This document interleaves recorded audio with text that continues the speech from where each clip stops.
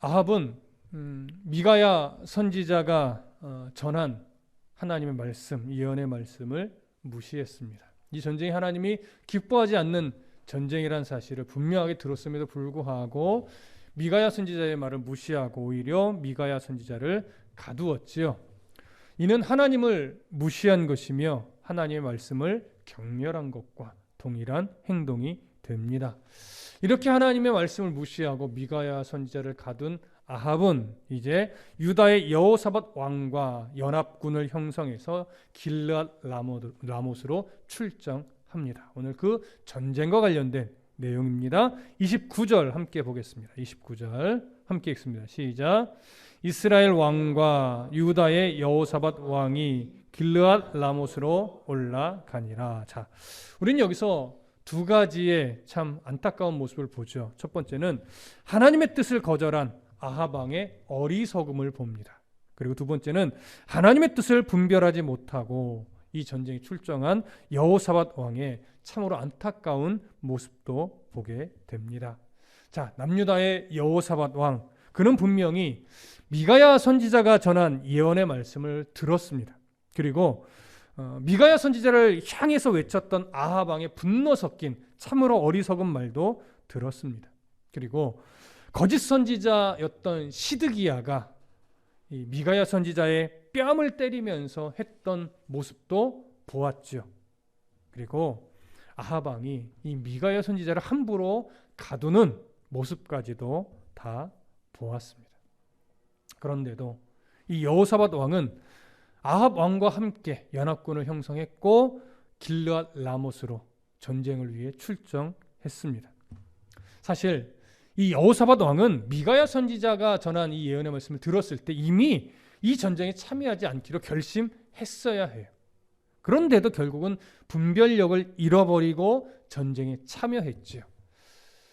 왜 이렇게 분별력을 잃어버렸을까? 우리가 좀 고민해 보면 단정해서 말하기는 좀 어렵지만 지금 이 순간만큼은 여호사밧 왕이 이미 아합에게 전쟁에 참여했다고 성급하게 판단을 하고 말해버린 이 자신의 말에 매이게 되었던 겁니다. 그리고 동맹관계라고 하는 정치적 이해관계에 또 매인 것입니다. 이 두 가지에 매여버리니까 이 전쟁이 하나님이 기뻐하지 않는 전쟁이라는 것을 알면서도 결국은 참여하게 된 것이라고 볼 수 있겠죠. 이 전쟁이 하나님이 싫어하는 전쟁임을 이 여호사밧이 나중에 한 번 더 분명하게 확인하게 되는데 전쟁이 끝나고 돌아오는 길에 하나님이 선지자 하나를 보냅니다. 그것이 역대하 19장 2절에 나와 있는데 여기에 보면 하나님이 예후를 통해서 여호사밧에게 자신의 말을 전해요. 뭐라고 기록되어 있냐면 왕이 악한 자를 돕고 여호와를 미워하는 자를 사랑하는 것이 옳으니까 그러므로 여호와께로부터 진노하심이 왕에게 임하리이다. 이러한 책망을 듣게 되죠. 여호사밧 왕은 이미 내가 지금 옳지 못한 전쟁을 하고 있구나라고 하는 사실을 전쟁하면서도 알았을 거예요. 그러나 거기서 나오지 못했을 뿐이죠. 전쟁을 마치고 남유다 예루살렘으로 돌아오는 길에 또 이러한 책망을 받을 때에 그는 분명 하나님 앞에 자복하는 심정을 갖게 되었으리라 생각을 합니다. 이러한 여호사밧의 모습을 통해 볼 때 우리는 단순하게 그가 왜 그랬을까 이렇게 생각할 수는 없습니다. 왜냐하면 우리 안에 그런 모습이 너무나 많기 때문에 그렇습니다. 우리도 세상을 살아가면서 수많은 관계를 맺고 살아갑니다. 또 세상을 살아가면서 우리는 수많은 판단을 하게 되고 수많은 선택을 하며 살아갑니다. 그러나 그 관계, 그 판단, 그 선택의 모습들을 가만히 돌아보면 하나님과의 관계를 어그러뜨리지 않기 위해서 먼저 하나님을 생각하고 관계를 맺고 먼저 하나님을 생각하고 판단을 하고 먼저 하나님을 생각하고 선택하는 경우가 몇 번이나 있었나 돌아보면 생각보다 하나님을 먼저 생각하는 경우가 적었음을 우리는 생각하게 됩니다. 특히 수많은 관계를 맺을 때 성도는 힘겨워도 하나님과의 바른 관계를 우선하면서 세상의 관계를 맺어가는 훈련을 해야 돼요.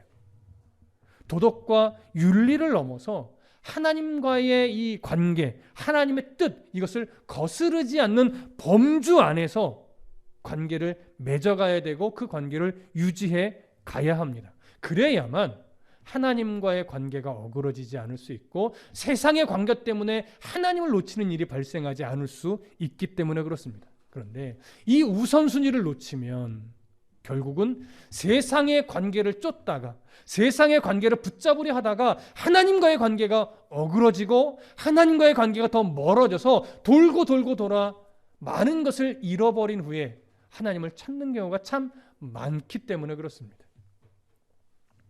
여호사밧 왕은 지금 아합 왕과의 이런 관계를 우선하다가 하나님과의 관계를 놓치고 잠시 실패했습니다. 여호사밧의 실수가 바로 이 부분이었죠. 그렇기 때문에 우리도 앞으로 이 모습을 교훈 삼아서 세상에서의 관계, 어떤 판단, 어떤 결정을 내릴 때 힘들어도 하나님 앞에서의 나의 모습, 하나님과의 관계가 어그러지지 않는, 또 하나님의 뜻 안에서 있기 위해 몸부림치면서 관계를 맺고 판단을 하고 선택을 하는 이 씨름을 잘 해내시기를 간절히 소망합니다. 이제 30절을 볼까요? 다시 본문으로 돌아가셔서 이렇게 전쟁에 올라갔습니다. 자, 30절 봅니다. 시작.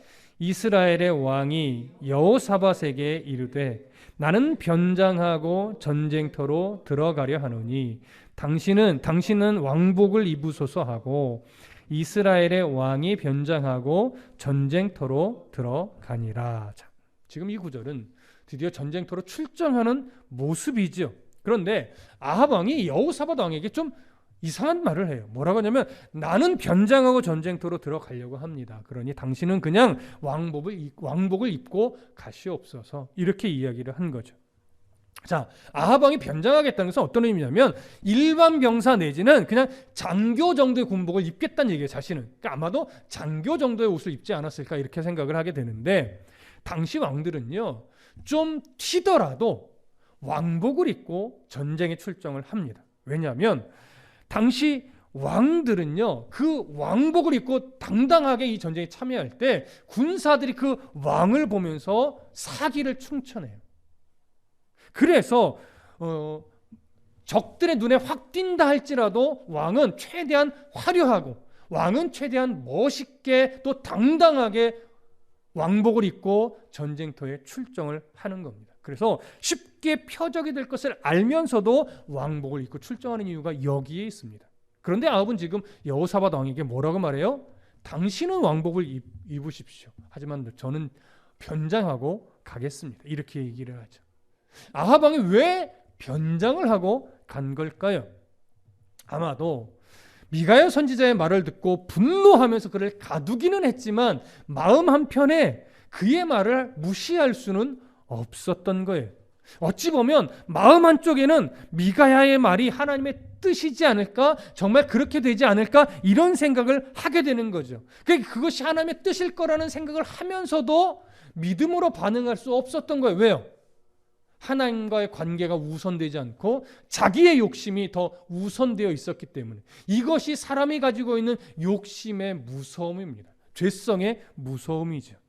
그래서 결국은 하나님의 뜻을 어느 정도 알면서도 그것을 거절하고 자기 고집대로 출정을 한 것이고 혹시나 하는 마음으로 꾀를 내서 여호사밧만 왕복을 입게 하고 자신은 병사로 또는 장교로 변장해서 전쟁에 참여한 것입니다.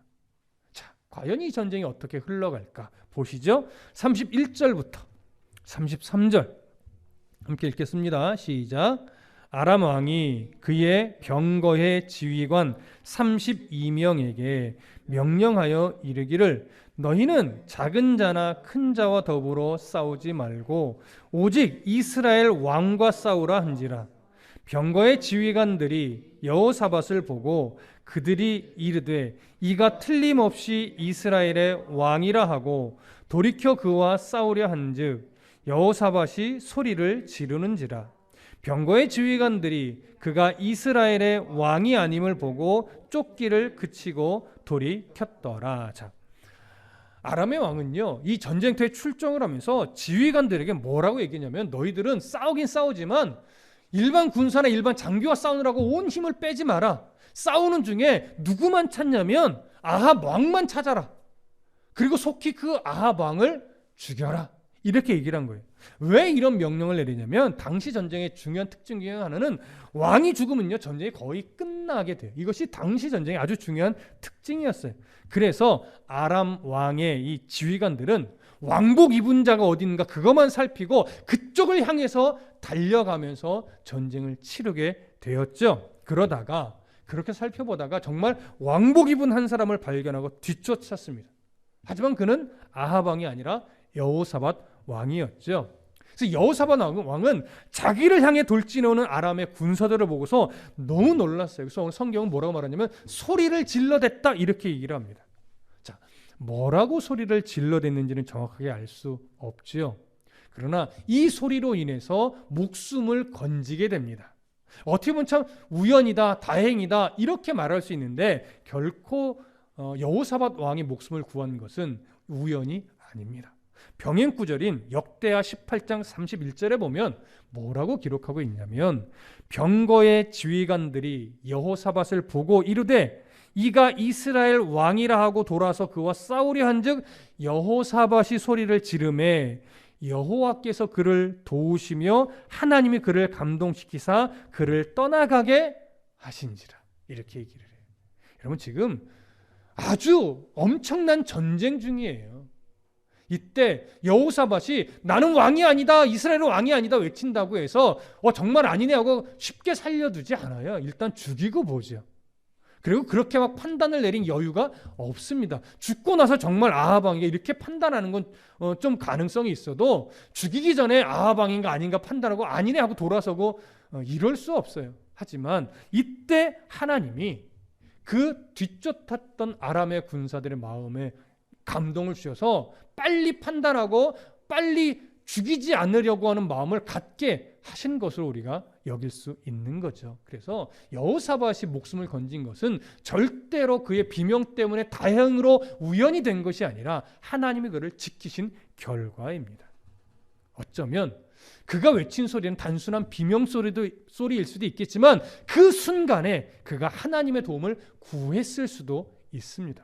왜냐하면 여호사밧은 그래도 하나님이 인정하시는 선한 왕에 속해 있었기 때문에 그렇습니다.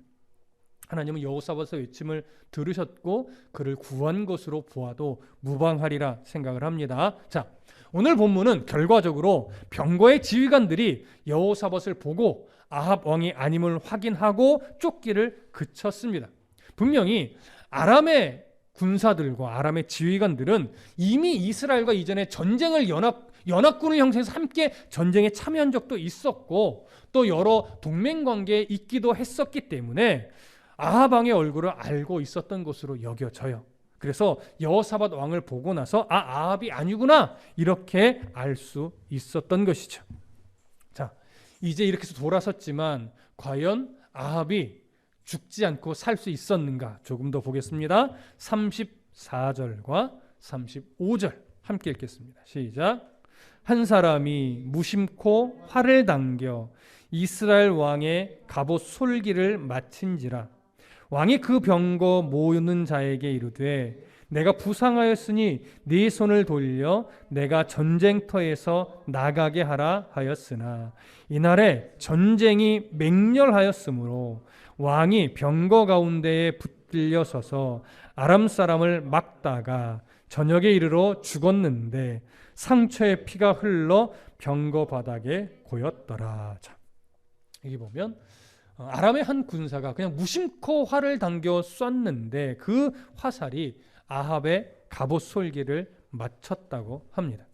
하필 수만 명의 군인들 중에서 아합을 맞춘 거예요. 그것도 갑옷 사이에 솔기의 사이에 박힌 거죠. 여러분 갑옷 솔기라고 하는 것은 갑옷에 부착된 금속들이 쫙 몸을 감싸고 있는데 그 이음새 부분을 가리키는 거예요. 그 이음새는요 정말 화살 하나 간신히 통과할 수 있는 그런 이음새예요.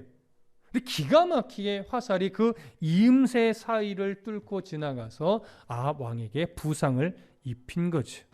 그러나 이 부상은 아합을 죽게 만들 만한 심각한 부상은 아니었습니다. 그래서 아합이 병거 무는 자에게 뭐라고 말하냐면 내가 부상당하였으니 네 손을 돌려 내가 전쟁터에서 나가게 하라. 빨리 이 전쟁터를 빠져나가라. 내가 좀 치료해야 되겠다. 이런 의미겠지요. 자, 그런데 전쟁이 얼마나 치열했는지 아합 왕의 병거를 모는 이 군사가 그 사이를 뚫고 지나갈 수 없었던 거예요. 계속 아람의 군사들이 몰려왔기 때문이죠. 그래서 결국 계속 싸우다 보니까 저녁이 됐고 그 저녁이 될 무렵쯤 결국 빠져나오지 못한 상태로 아합은 심한 출혈로 인해 죽게 됩니다.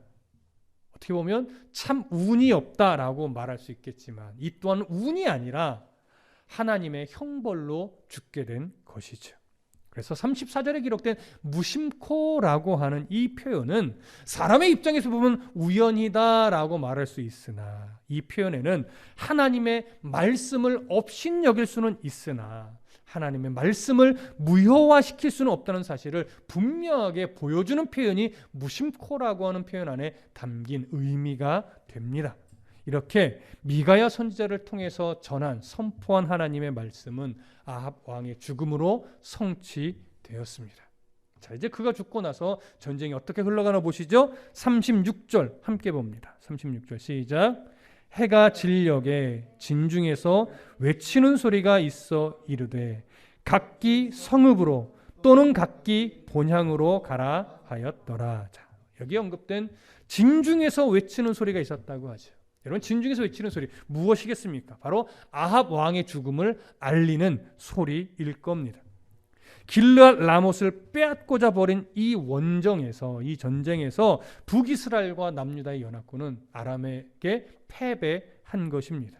그리고 아합이 죽었기 때문에 더 이상 전쟁을 지속할 이유가 없었습니다. 그렇기 때문에 아합 왕이 죽었다는 소식과 그러니 이제 모두 각기 자기의 고향으로 자기의 지방으로 돌아가는 소리를 듣고 모든 아합의 군사들과 여호사밧의 군사들은 빨리 자기의 목숨을 지키기 위해서 그 자리를 떠나 고향으로 각기 돌아가게 됩니다. 자, 이전에 봤던 17절의 내용을 보면 이런 기록이 있어요. 그가 이르되 내가 보니 온 이스라엘이 목자 없는 양같이 산에 흩어졌는데 여호와의 말씀이 이 무리에게 주인이 없으니 각각 평안히 자기 집으로 돌아갈 것이니라 하셨나이다. 미가야 선지자가 예언했던 말씀이죠. 결국 이 예언대로 이 전쟁이 성취가 되었습니다. 그래서 아합 왕은 죽었고 이 전쟁은 그 자리에서 끝이 났고 모든 군사들은 이제 고향으로 평안히 돌아갔죠. 패배는 했지만 군사들은 평안하게 돌아간 것입니다. 미가야의 예언이 성취된 것이고 400명의 거짓 선지자들이 했던 모든 거짓 예언은 다 거짓임이 판명되었죠. 아람도 이 전쟁을 더 이상 진행시키지 않고 그 자리에서 멈추었던 것으로 여겨집니다. 그래서 돌아가는 군사들을 그냥 내버려 두고 길르앗 라못을 계속해서 차지하고 있게 된 것이죠. 이렇게 전쟁이 끝났습니다. 이제 37절, 38절을 보겠습니다. 37절, 38절 시작. 왕이 이미 죽음에 그의 시체를 메어 사마리아에 이르러 왕을 사마리아에 장사하니라. 그 병거를 사마리아 못에서 씻음에 개들이 그의 피를 핥았으니 여호와께서 하신 말씀과 같이 되었더라. 거기는 창기들이 목욕하는 곳이었더라. 결국 아합은 죽었고 그의 시신은 사마리아에 장사되었습니다. 하나님은 자신이 약속하셨던 대로 아합과 자녀들을 한꺼번에 다 죽이지는 않았습니다. 아합만 죽게 했지요. 이는 자녀들에게 한 번 더 하나님께로 돌이킬 기회를 주는 것과 마찬가지입니다. 그리고 나서 아합이 장사된 이후에 아합의 피가 묻어있던 그 병거는 사마리아 못으로 가서 씻었다라고 합니다. 그런데 그 병거를 씻을 때 어디서 왔는지는 알 수 없는 개들이 쫓아와서 그 병거에 묻어있는 아합의 피를 핥았다고 합니다. 자, 이 모습은 바로 열왕기상 21장 19절에서 이미 예언됐던 하나님의 말씀이 성취되는 모습입니다. 나봇의 포도원 사건 이후에 하나님이 뭐라고 말씀을 전해주셨냐면 개들이 나봇의 피를 핥은 곳에서 개들이 네 피, 곧 내 몸의 피도 핥으리라. 이렇게 말씀했지요.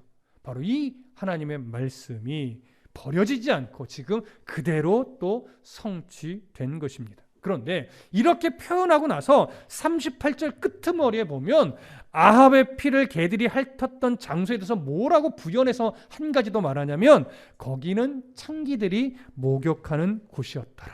이 표현을 삽입합니다. 이는 아합의 죽음이 매우 치욕적인 죽음이었다는 사실을 보여주는 것이고, 또 하나는 아합은 분명 이스라엘의 왕이었지만 하나님을 거절하고 우상을 숭배한 자로서 결국 창기에 지나지 않은 자였다. 영적으로 보면 그는 창기에 지나지 않은 자였다. 이것을 보여주는 거예요. 그리고 아합의 죽음은 결국 우상 숭배에서 돌이키지 않은 것에 대한 하나님의 심판임을 보여주는 의미도 담겨 있는 것입니다. 이렇게 아합의 죽음은 하나님 앞에서 결코 아름답지 않았습니다. 자, 이제 39절 40절을 봅니다. 39절 40절 시작. 아합의 남은 행적과 그가 행한 모든 일과 그가 건축한 상하궁과 그가 건축한 모든 성읍은 이스라엘 왕 역대지략에 기록되지 아니하였느냐. 아합이 그의 조상들과 함께 자매 그의 아들 아하시야가 대신하여 왕이 되니라. 자, 아합의 죽음과 함께 아합에 대한 통치 기간을 최종적으로 요약을 합니다. 그러면서 이제 그의 아들이 왕이 되었다 이 표현을 하죠.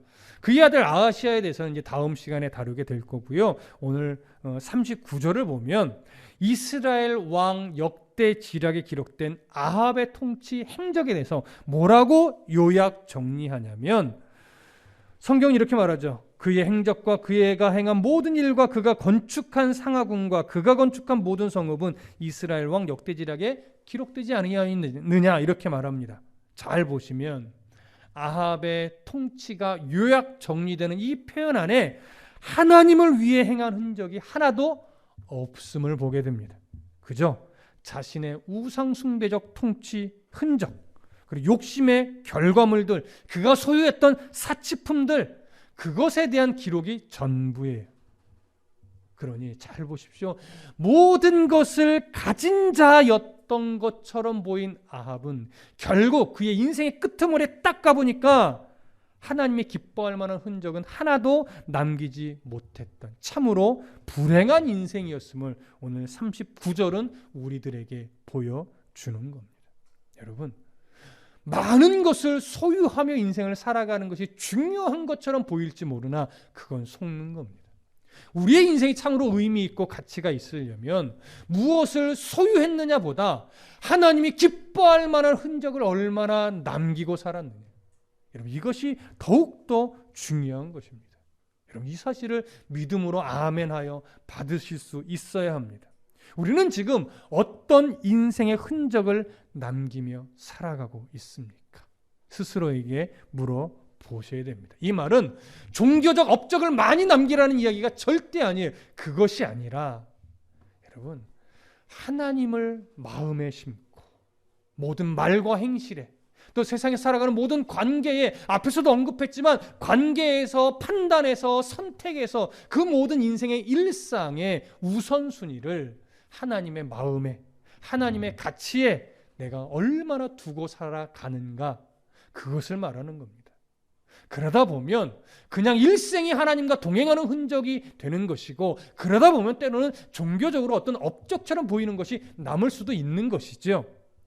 여러분, 이처럼 어떠한 흔적이 되든 하나님과 동행했던 흔적이라면 그것은 크고 작음으로 나눌 수 없는 겁니다. 모두가 다 하나님이 기뻐하는 참으로 아름다운 흔적이 되는 거지요. 우리가 이 땅에서의 생을 마감할 때 우리는 어떤 흔적을 남긴 자로 기록될까요? 우리의 자녀들은, 또 나를 아는 주변의 지인들은 우리를 어떤 사람으로 기억하게 될까요? 우리 이 생각을 좀 해보셔야 됩니다. 그렇기 때문에 지금 내가 어떤 기준을 가지고 어떤 방향성을 가지고 살아가고 있는가, 이것이 너무나 중요한 것입니다. 얼마나 소유하고 살아가느냐, 여러분, 이거에 매이지 마십시오. 아합은 이런 거에 매였던 거예요. 순간적으로 여호사밧도 이런 거에 매였던 거예요. 이제 우리가 이것이 교훈이 되려면 얼마나 소유하고 살아가는가, 누구랑 관계를 맺어야 내가 유익하겠는가, 이런 시선으로 우리의 삶을 우선순위 잡지 마시고, 나는 정말 오늘도 하나님과 어떤 관계를 맺으며 살아가고 있는가, 나는 오늘 나의 일상이 정말 하나님 앞에서 살아가는 일상인가, 여러분 이 고민을 하시면서 인생을 살아가는 모든 과정 속에서 하나님과의 관계를 바르게 맺고 말씀 안에서 균형감, 영적 균형감을 잃어버리지 않고 믿음의 삶을, 믿음의 걸음을, 이 믿음의 경주로 살아가는 인생을 정말로 한 걸음씩 주와 동행하는 흔적을 남기시길 간절히 부탁드립니다. 현실을 살아갈 때 하나님 앞에서, 상황을 맞닥뜨릴 때 주님과의 관계를 우선으로 생각하면서 하나님이 기뻐하는 흔적을 남기기 위한 끊임없는 몸부림을 치면서 모든 판단과 결정의 기준이 하나님이 될 수 있기를 소망하면서 오늘 하루를, 또 내일 하루를 하나님께 드려내시는 그런 참으로 건강하고 균형감 있는 성도가 되시기를 축복합니다. 기도하겠습니다.